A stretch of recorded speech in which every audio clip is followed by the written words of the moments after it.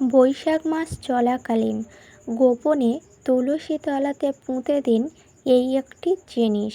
বাড়িতে যদি বাস্তু দোষ থাকে তার থেকে মুক্তি পাবেন এবং বাড়িতে প্রচুর অর্থ ও সৌভাগ্যে ভরে উঠবে।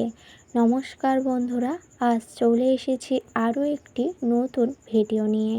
আশা করছি মা লক্ষ্মীর আশীর্বাদে সকলে ভালো আছেন। তো বন্ধুরা, প্রথমেই বলি, চলছে বৈশাখ মাস, অক্ষয় মাস এটি। আর এই শুভ মাসে আপনারা যদি বাড়ির তুলসীতে গোপনে পুঁতে দিতে পারেন এই একটি জিনিস, তাহলে কিন্তু বাড়িতে যদি বাস্তু দোষ, নেগেটিভ এনার্জি, অশুভ শক্তি থেকে থাকে তার থেকে মুক্তি পেতে পারেন। এই জন্য বৈশাখ মাস চলাকালীন অবশ্যই সন্ধ্যাতে তুলসী তলার গোড়াতে পুঁতে দিন এই একটি জিনিস। মা লক্ষ্মীর আশীর্বাদে সকল নেতিবাচক শক্তি দূর হবে, সংসারে আসবে ইতিবাচক শক্তি, যা সৌভাগ্য নিয়ে আসবে এবং মা লক্ষ্মীর আশীর্বাদও থাকবে। এই জন্য অবশ্যই করে বাড়ি থেকে বাস্তুদোষ দূর করার উপায় হলো এই অক্ষয় মাসে বা এই বৈশাখ মাসে সন্ধ্যাবেলায় যে কোনো একটি দিনে তুলসীতে গোপনে পুঁতে দিন এই একটি জিনিস। এবং সেই জিনিসটি কী তা জানার জন্য অবশ্যই করে ভিডিওটি সম্পূর্ণ দেখতে হবে, একদমই স্কিপ না করে। আর আমার চ্যানেলে নতুন হলে অবশ্যই চ্যানেলটিকে সাবস্ক্রাইব করে পাশে থাকবেন পরের ভিডিও পাওয়ার জন্য। হ্যাঁ বন্ধুরা, ঠিকই শুনেছেন যে বৈশাখ মাস চলাকালীন কোন জিনিস তুলসী তলার গোড়াতে পুঁতে দিলে বাড়ি থেকে বাস্তুদোষ একেবারে দূর হয়ে যেতে পারে। এই কারণে অবশ্যই করেই জানা উচিত প্রত্যেকের যে বাড়ির মধ্যে তুলসী তলার গোড়াতে কোন সেই জিনিস গোপনে পুঁতে দিলে বাড়ি থেকে নেগেটিভ এনার্জি এবং বাস্তুদোষ একেবারে দূর হয়ে যেতে পারে। হিন্দু বাড়িতে প্রত্যেকেরই জানা উচিত, তার কারণ হলো বাড়িতে অশুভ এবং শুভর ব্যাপার রয়েছে। এই কারণে অনেক সময় বাড়িতে এমন কোনো কাজের জন্য অশুভ বা নেগেটিভ শক্তি বাড়ির মধ্যে প্রবেশ করে, কিন্তু এই অশুভ শক্তি থাকার ফলে আপনারা কিন্তু যতই ইনকাম করুন না কেন হাতে কিন্তু টাকা পয়সা থাকে না, অর্থ সংকটেও আপনাদের ভুগতে হয়। কিন্তু এর থেকে মুক্তি পাওয়ার উপায় হলো এই বৈশাখ মাসে আপনারা যদি গোপনে তুলসী তলাতে এই জিনিসটি পুঁতে দিতে পারেন, তাহলে কিন্তু এই বাস্তু দোষ থেকে আপনারা মুক্তি পেতে পারেন। এই জন্য অবশ্যই করে জানা উচিত যে বাস্তু দোষ দূর করার কোন সেই মূল্যবান উপায়টি কী, যা তুলসী তলার গোড়াতে পুঁতে দিলে বাস্তু দোষ তো দূর হবে এবং মা লক্ষ্মীর আশীর্বাদ আপনার সংসারে পড়বে, যার ফলে সংসারে অর্থ ও সৌভাগ্যে ভরে উঠতে পারে। অবশ্যই করে কিন্তু জানা উচিত। কিন্তু তার আগে বলি বন্ধুরা, অবশ্যই করে তো এটি জানাবো যে তুলসী তলাতে কোন জিনিস পুঁতে দিলে অবশ্যই করে বাস্তু দোষ দূর হবে। কিন্তু তার আগে কিন্তু এই নিয়ম বিধিগুলি আপনারা মেনে চলবেন, দেখবেন সংসারে খুব সহজে নেতিবাচক শক্তি আসতে পারবে না। যেমন আপনারা সবসময় চেষ্টা করবেন নিজেদের মধ্যে সম্পর্ক সুন্দর রাখার। কেন বলছি এটা? নিজেদের মধ্যে সম্পর্ক সুন্দর থাকলে সেই সকল গৃহেতেও ভগবানের বাস হয়। না হলে যেই সকল সংসারেতে সবসময় ঝামেলা কলহ থাকে সেই সকল গৃহেতে ভগবান আসেন না, আর সেই সকল গৃহেতেই খুব সহজে অশুভ শক্তি আসে। এই জন্য সর্বপ্রথম আপনারা নিজেদের মধ্যে সম্পর্ক অটুট রাখুন এবং তার সাথে সাথে দ্বিতীয়ত আপনারা চেষ্টা করবেন নিজেদের বাড়ি ঘর এবং ঠাকুর ঘর, রান্নাঘর সমস্ত জায়গা বাড়ির মধ্যে পরিষ্কার পরিচ্ছন্ন করে রাখার।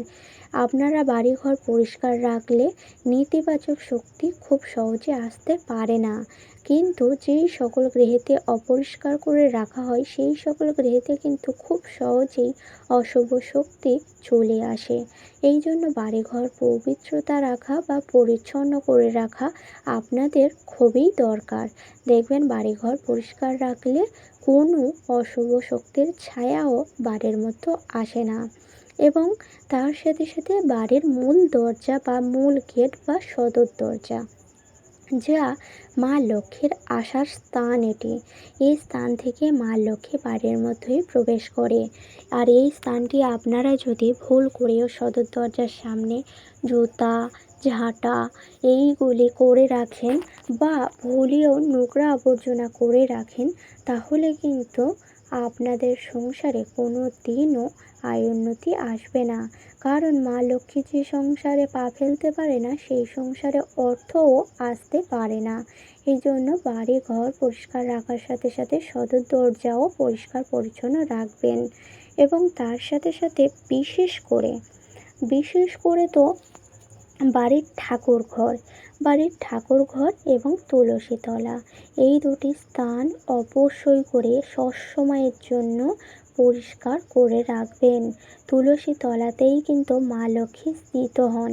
এই জন্য তুলসী মঞ্চ সবসময় আপনারা পরিষ্কার করে রাখবেন, জল অর্পণ করবেন এবং মা লক্ষ্মীর নাম স্মরণ করবেন। দেখবেন বাড়িতে ভগবানের বাস থাকলে সেই সকল সংসারে নেতিবাচক শক্তি আসে না।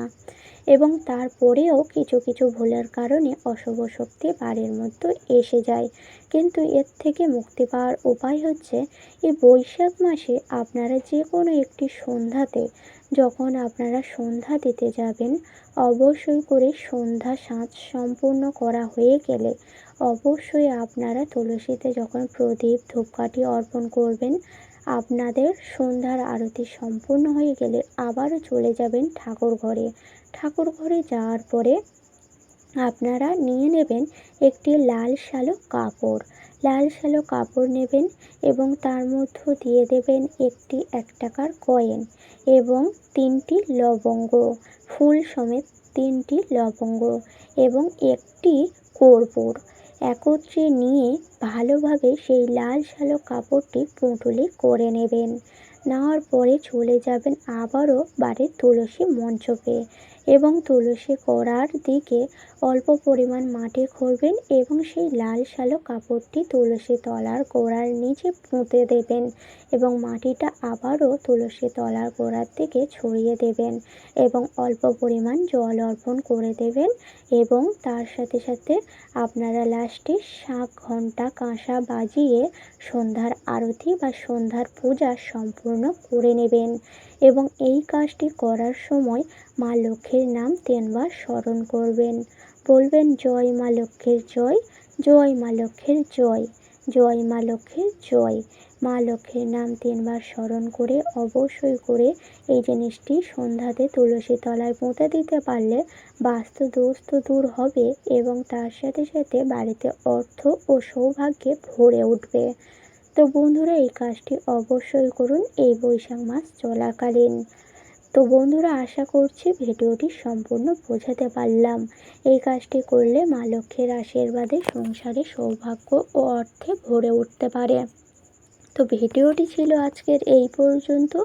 ভিডিওটি ভালো লাগলে লাইক করবেন, শেয়ার করবেন, কমেন্টে লিখে যাবেন জয় মা লক্ষ্মীর জয়। এবং আমার চ্যানেলে নতুন হলে অবশ্যই চ্যানেলটিকে সাবস্ক্রাইব করে পাশে থাকবেন পরের ভিডিও পাওয়ার জন্য। সকলকে জানাই অনেক অনেক ধন্যবাদ। হরে কৃষ্ণ, রাধে রাধে।